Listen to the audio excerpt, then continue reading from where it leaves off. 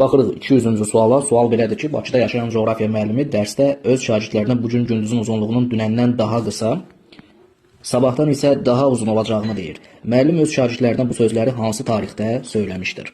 Və 4 xüsusi tarix və günəş harda zenitdə olur ona aydınlıq gətirək. 22 iyunda bilirik ki, günəş 23.5 şimal tropikində zenitdə olur. 21 mart və 23 sentyabrda ekvatorda, 22 dekabrda isə 23.5 cənub tropikində günəş zenitdə olur. A variantını yoxlayaq, yəni bu günü 23 sentyabr qəbul etsək, deməli günəş ekvatorda zenitdədir. Ekvatorda zenitdədirsə, gündüzün uzunluğu 12 saatdır. Dünənləri, dünən 22 sentyabrda, 22 iyundan 22 sentyabrda günəş şimal yarımkürəsində zenitdə olur.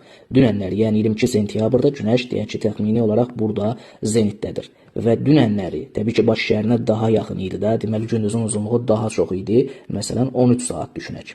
Sabahları, yəni 24 sentyabr tarixində isə günəşin zenitdə olması artıq cənub yarımkürəsinə keçir. Çünki sxemdən də bəllidir ki, 23 sentyabrdan 22 dekabr tarixinə qədər günəşin zenitdə olması məhz bu areala təsadüf edir. Yəni sabahları 24 sentyabrda günəş cənubdadırsa, Bakıdan daha da uzaqlaşırsa, gündüzün uzunluğu qısalmalıdır.